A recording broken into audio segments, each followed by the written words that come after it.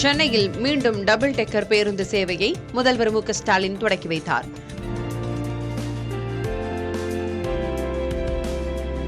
சென்னையில் உள்ள கலாச்சார கட்டடங்களை சுற்றுலா பயணிகள் பார்வையிடும் வகையில் இந்த பேருந்து சேவை தொடங்கப்பட்டுள்ளது. வெளிநாடு வாழ் தமிழர்கள் சார்பில் வழங்கப்பட்ட 1.8 கோடி ரூபாய் மதிப்பிலான அந்த டபுள் டெக்கர் பேருந்தின் சேவையை நந்தம்பாக்கம் வர்த்தக மையத்தில் முதல்வர் தொடக்கி வைத்தார்.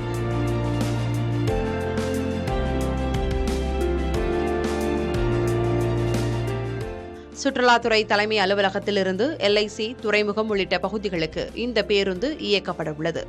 சென்னை மாநகர போக்குவரத்து கழகம் சார்பில் விரைவில் 20 டபுள் டெக்கர் பேருந்துகள் கொள்முதல் செய்யப்பட உள்ளதாக கூறப்படுகிறது.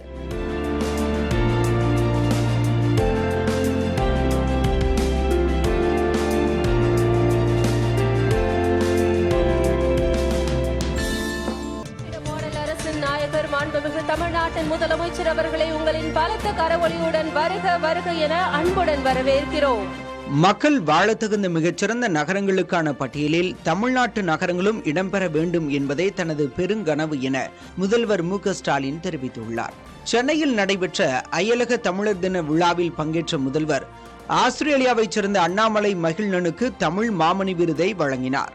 மலேசிய பக்சா பல்கலைக்கழக நிறுவனர் முகமது அனிபா பின் அப்துல்லா, சிங்கப்பூரைச் சேர்ந்த சரவணன் பத்மநாபன், ஜப்பானை சேர்ந்த செந்தில்குமார் ராமலிங்கம் ஆகியோருக்கும் தீபாராணி உள்ளிட்டோருக்கும் கணியன் பூங்குன்றனார் விருதுகளை வழங்கினார். தமிழ் நாகரீகம், கலாச்சாரம் மற்றும் பண்பாடு ஆகியவற்றை அயலகத்தில் வாழும் தமிழருக்கு கொண்டு செல்லும் பணியை சிறப்பாக செய்து வருகிறார்கள். அப்போது அயலக தமிழர் சசிகுமார் மக்கள் வாழத்தகுந்த மிகச்சிறந்த நகரங்களுக்கான பட்டியலில் தமிழக நகரமும் இடம்பெற வேண்டும் என தெரிவித்தார். அவருக்கு பதிலளித்த முதல்வர் ஸ்டாலின் அது தனது பெருங்கனவு என குறிப்பிட்டார். தூய்மை பணிக்கென தனியாக அமைச்சரவையை நிறுவ வேண்டும் என்ற பரிந்துரை பரிசீலனையில் உள்ளதாகவும் குறிப்பிட்டார். நீங்க சொன்னது உங்க கனவு மட்டுமல்ல, என்னுடைய பெருங்கனவு இதுதான். நான் மேயரா இருந்தப்போ முதல்ல தூய்மை பணிக்காக சிங்கப்பூர்ல இருக்கக்கூடிய ஒனிக்ஸ் என்ற கம்பெனி தான் கொண்டு வந்து அதன் மூலமா தூய்மைப்படுத்தி அதில் ஒரு பெயர் பெற்றோம். இப்போ 2வது கட்டமா அந்த பணி தொடங்கி இருக்கிறோம். நீங்க நினைக்கிற மாதிரி ஒரு நகரம் மட்டும் இல்ல, பல நகரங்களையும் முடிஞ்சா தமிழ்நாட்டையே தூய்மைப்படுத்த வேண்டியதுதான் எங்களுடைய கனவு. அந்த கனவை நிறைவேற்றுவதற்கு நிச்சயமாக நாங்கள் பாடுபடுவோம் என்ற உறுதியை நான் தெரிவிச்சுக்கிறேன். மும்பை நகரம் தொடர்பான கருத்துக்காக பாஜக முன்னாள் மாநில தலைவர் அண்ணாமலையை உத்தவ் தாக்கரே சிவசேனாவின் சட்டமன்ற குழு தலைவர் ஆதித்ய தாக்கரே கடுமையாக விமர்சித்துள்ளார். அண்ணாமலையின் கருத்து மகாராஷ்டிராவுக்கு விரோதமானது எனவும் கூறியுள்ளார். बात यही है, यही भाजपा की नीति है, यही भाजपा की वृत्ति है. अन्नामलाई ये भाजपा का चेहरा है जो जीरो है, खुद का डिपॉजिट बचा नहीं सके, खुद जीत नहीं पाए, खुद वहां ऐसे दिखा रहे थे कि अभी अगले प्रधानमंत्री वही है, लेकिन जीरो ये तमिलनाडु ने बताया. तमिल लोग जो है ये और महाराष्ट्र ये अलग नाता है. स्टालिन साहब आप देखो कितने आगे लेके जा रहे तमिलनाडु को, और ये क्या कर रहे हैं, सिर्फ झगड़ा गाली गलोच. ये आके हमें बताएंगे मुंबई क्या है, महाराष्ट्र क्या है. अन्नामलाई ने महाराष्ट्र का विरोध किया है और महाराष्ट्र ये सहन नहीं करेगा. अन्नामलाई और भाजपा ने महाराष्ट्र का अपमान किया है. एक सवाल, जिस प्रकार से आप लोगों के बीच जा रहे हैं, क्या ये मान के चले ठाकरे ब्रदर्स देखो मुंबई पे सिर्फ टैक्स बढ़ाते गए, मुंबई की लूट की है भाजपा ने, और अन्नामलाई जैसे जीरो को यहाँ महाराष्ट्र में लाके महाराष्ट्र का अपमान किया है.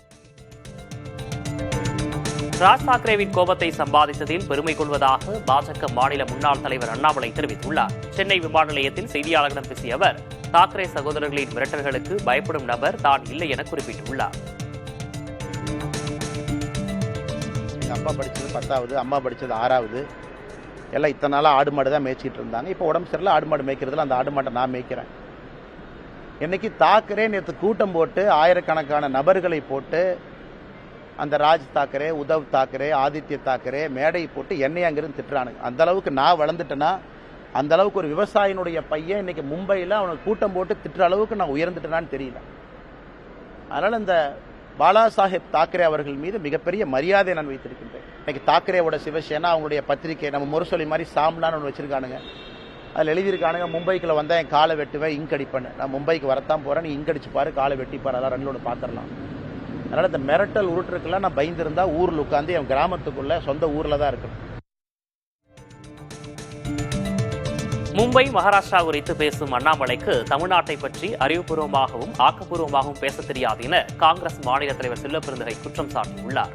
கோவையில் செய்தியாளர்களை சந்தித்த அவர் பாஜக முன்னாள் மாநில தலைவர் அண்ணாமலைக்கு நாகரிகமாக பேச தெரியவில்லை என கடுமையாக விமர்சித்தார். அவர் தான் அறிவில்லாம சொல்றாரா, நாம சொல்லாம அத? அவருக்கு எதை தின்னா பித்தம் தெளியும் தெரியாது. மகாராஷ்டிராவை பத்தி பேசுவாரு, மும்பையை பத்தி பேசுவாரு, தமிழ்நாட்டை பத்தி பேச மாட்டாரு. தமிழ்நாட்டை பத்தி பேசினா ஆக்கப்பூர்வமா பேச வர்றாரு, அறிவுபூர்வமா பேச மாட்டாரு. தமிழ்நாட்டை பத்தி நாகரிகமா பேச மாட்டாரு. இது மாதிரிலாம் தான் பேசுவார். நீங்க பேசின வார்த்தை இருக்குல்ல, அது எங்க வாயிலாம் வராது.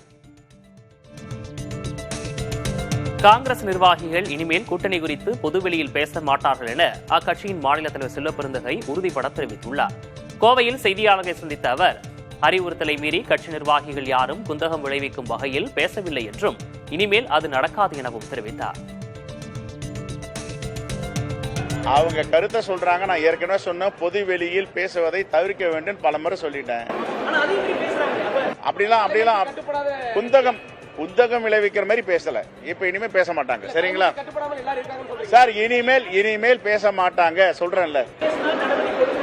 நாங்க ஏற்கனவே சொல்லி இருக்கோமே, பொது வெளியில் கூட்டணி பேசுவதை தவிர்த்து விடுங்கள். கூட்டணி பேசுவதற்கு அகில இந்திய தலைமை ஒரு குழு நியமித்திருக்கிறது.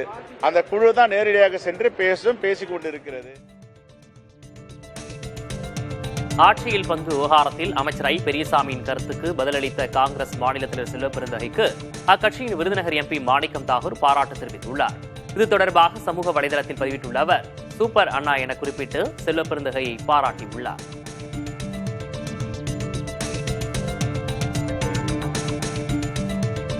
திமுக கூட்டணியில் இணைய பாமக நிறுவனர் ராமதாஸ், தமிழக மக்கள் முன்னேற்ற கழக தலைவர் ஜான் பாண்டியன் தரப்பில் பேச்சுவார்த்தை நடைபெற்று வருவதாக வனத்துறை அமைச்சர் ராஜகண்ணப்பன் கூறினார்.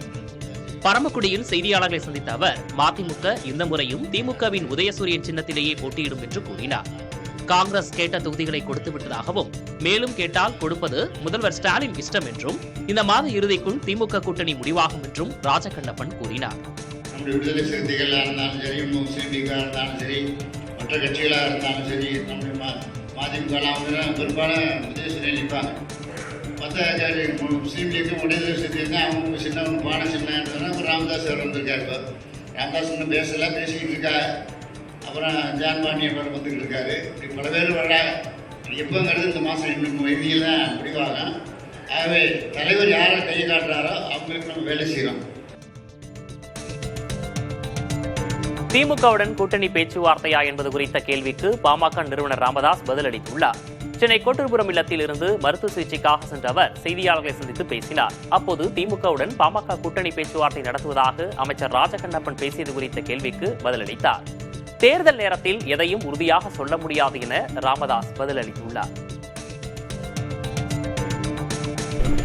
திமுக கூட்டணியில் இணைவதற்கான பேச்சுவார்த்தை நடந்து வருவதாக அமைச்சர் ராஜகண்ணப்பன் வந்து பேசியிருக்காங்க.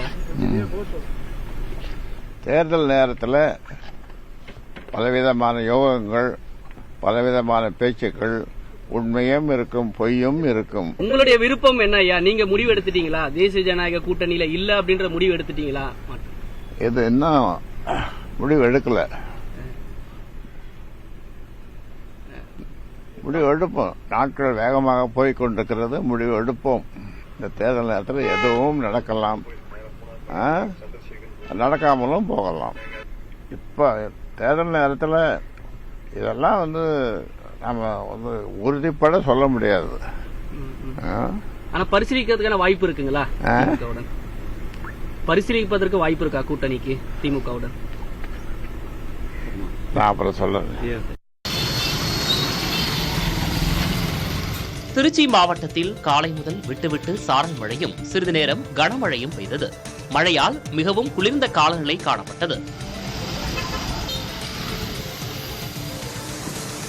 சேலம் மாவட்டம் ஆத்தூர், நரசிங்கபுரம், தென்னங்குடி பாளையம், பைத்தூர் உள்ளிட்ட பகுதிகளில் 2ஆம் நாளாக சாரல் மழை பெய்தது.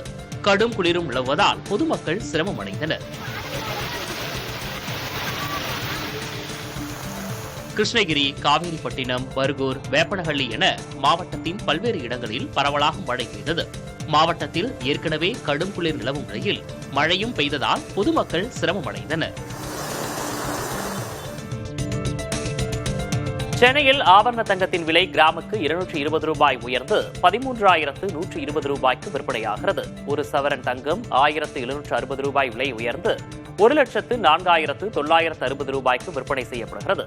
இதேபோல் 1 கிலோ வெள்ளி 12,000 ரூபாய் விலை உயர்ந்து 2,87,000 ரூபாய்க்கு விற்பனையாகிறது.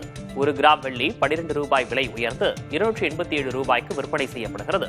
தொடர்ந்து விலை உயர்ந்து வரும் தங்கம், வெள்ளி விலையால் சாமானிய மக்களுக்கு கவலையை ஏற்படுத்தியிருக்கிறது.